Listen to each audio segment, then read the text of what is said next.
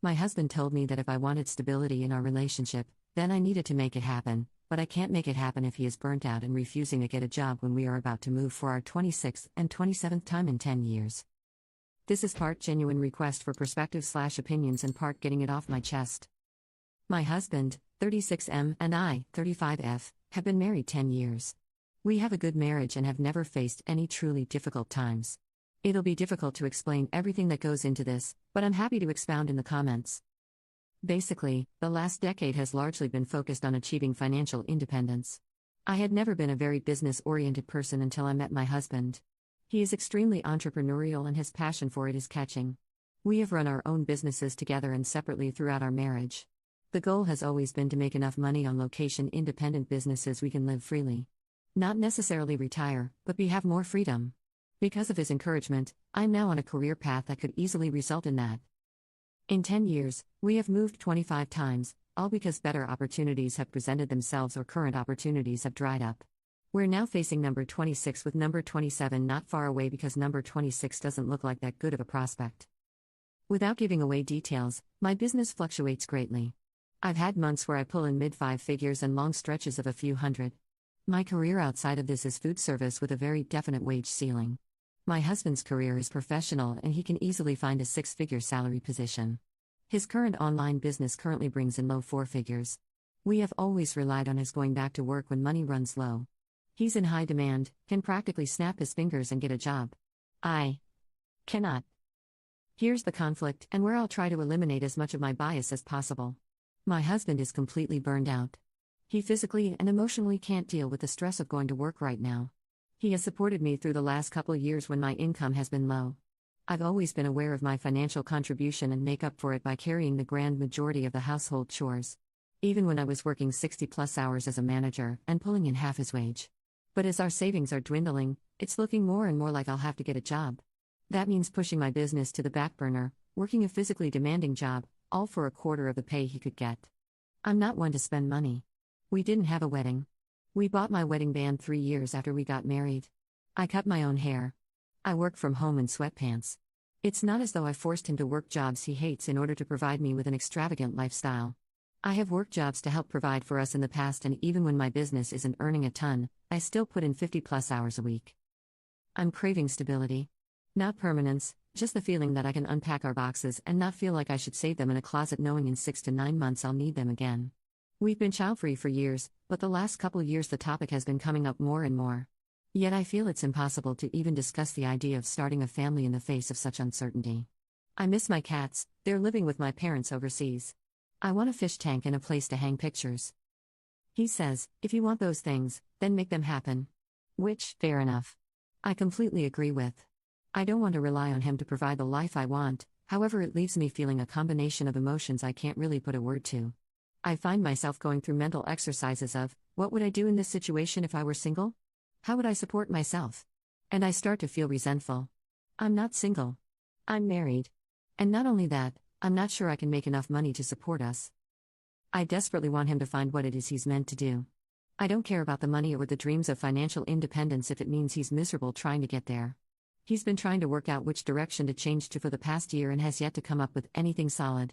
I know it's all about give and take, but I can't help but feel. I don't know. I don't have the words. And I'm at a complete loss as to how we resolve this. BTW, we have talked about all of this about 1,957 times already. There is nothing written here he hasn't heard before.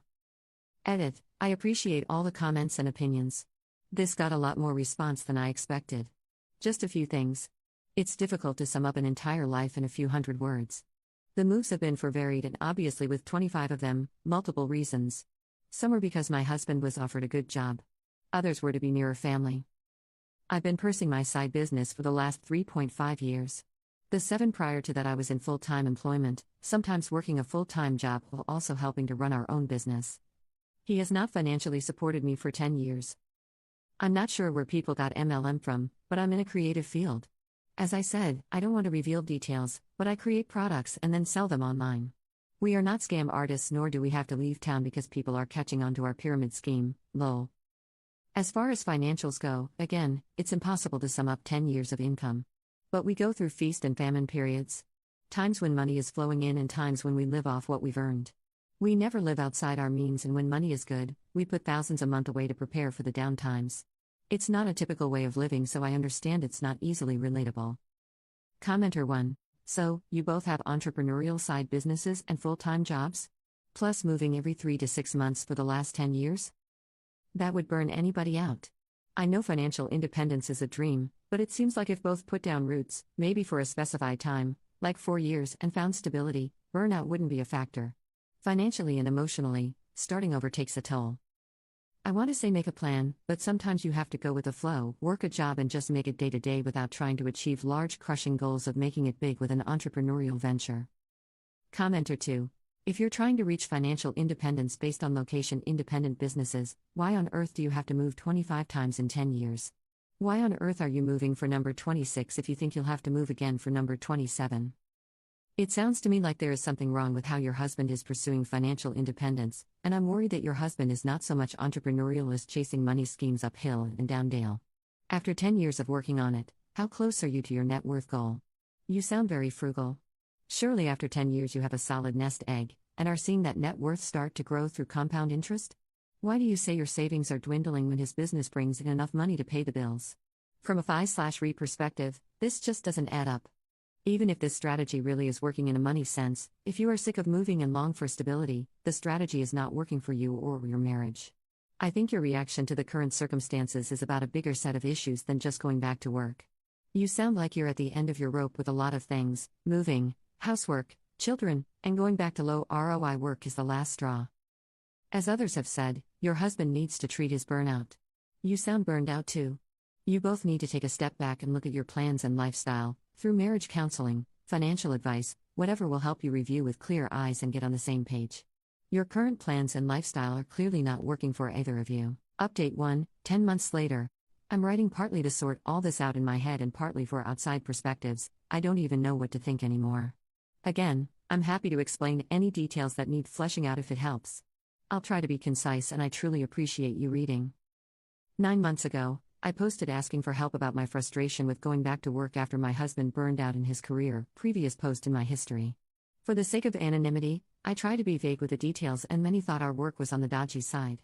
I don't care about keeping it anonymous. All these factors are relevant.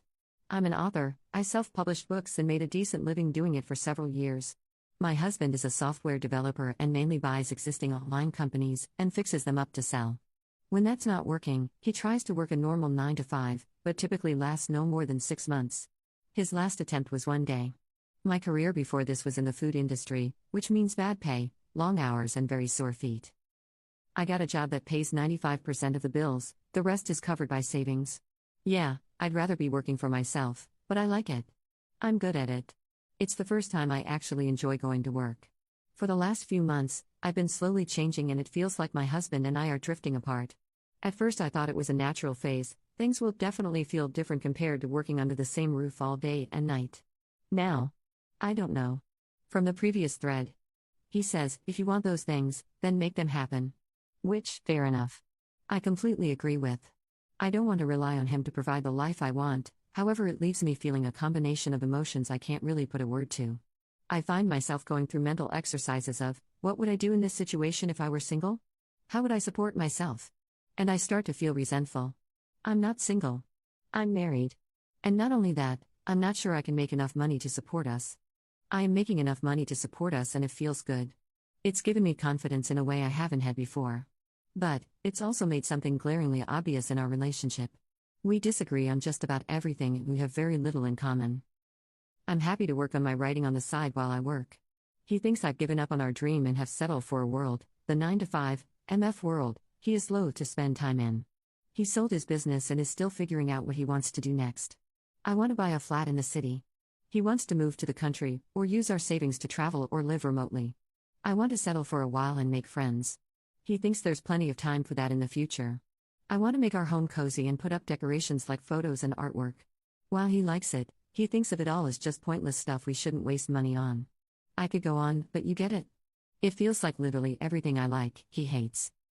I've also realized that most of the moves, most of the big decisions were things I went along with.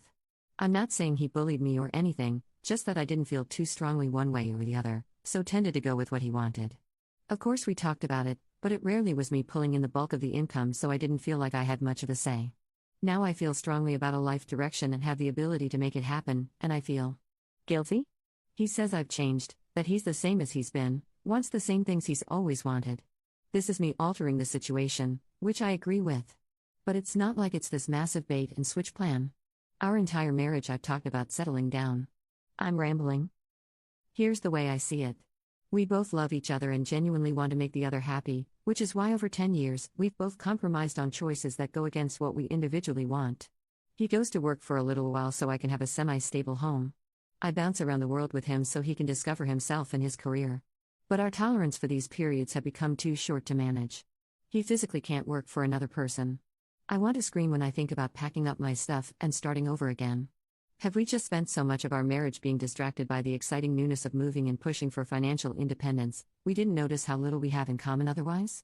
I can't help but feel like this is on me, not my fault, per se, but on my shoulders. I'm the one rocking the status quo, and if I want things to balance out, it's up to me to adjust my expectations. Commenter: You guys sound super incompatible. Is this really the man who you imagine building the life you want with? If you want a chance to keep this marriage afloat, I'd seriously consider couples counseling to see if you can find compromises here that both of you can agree to. If you can't find those compromises, then you should seriously consider moving on. Yeah, I want to continue my life with him. I love him, I like him. We do enjoy each other's company. I really think these problems are probably for a professional. Update 2, 7 years later. I was recently cleaning out my bookmarks and found this old throwaway, and obviously the 2 posts I made with it. I'm not sure why now, but I feel compelled to write a follow-up. Maybe it'll give people the bravery to change, or at least an example of how sticking with what you know isn't always the best choice. And obviously, very long story short, with the help of those posts and a lot of long nights of thinking, I left my husband. In fact, it took him going away for a long weekend to realize how much happier and at peace I felt without him around. At first the split was amicable, but looking back I think he was just waiting for me to come rushing back to him once I realized my mistake. When that didn't happen and he could see I was actually serious about building a new life for myself, a switch flipped. We only spoke when he needed something from me, and eventually that stopped too. Enough about him. I'm now 42, happier and healthier and more satisfied than I've been my whole life. I picked me, and that was the best choice I could have ever made. I lived alone for the first time, and my God, the peace of having my own space. Unrivaled. I ended up staying in that apartment for 5 years, not a moving box in sight. I put art on the walls, I knew my neighbors. I made a home. I grew my career and went back to school. Made friends, built a little community. I've done a ton of therapy and realized that the abusive patterns my parents created in childhood were just repeating with my ex. I fell in love, a real love, a supportive love that encourages growth and security. I'm doing new work that helps people and is so much more than just chasing money. All of those things have created a life that's more rewarding than I ever thought possible for myself. I've gone through some really bad times too: illness, cancer scares, loss. But I have no idea how I would have come out the other side without the community I built around me.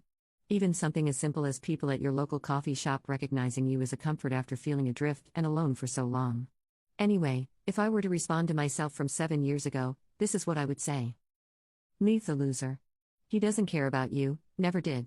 He only cares about what you can do for him, and now that you aren't serving him, well, just go. You are capable of doing difficult things, and you are worthy of the work it takes to accomplish them. Trust your abilities, trust your gut, it's been screaming at you for years now, honey. Life can be so much more than you've experienced, but you have to make it happen for yourself. Commenter 1. This is as close to fairy tale ending as this world provides. I'm so happy for you. Commenter 2. I got halfway through the first post and was already side-eyeing the husband. 25 moves in 10 years, all chasing better opportunities?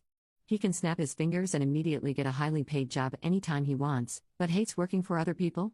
That's not being a business-oriented, highly driven entrepreneur, that's chasing the new shiny thing and discovering that it's not as fun as it looked, over and over and over again.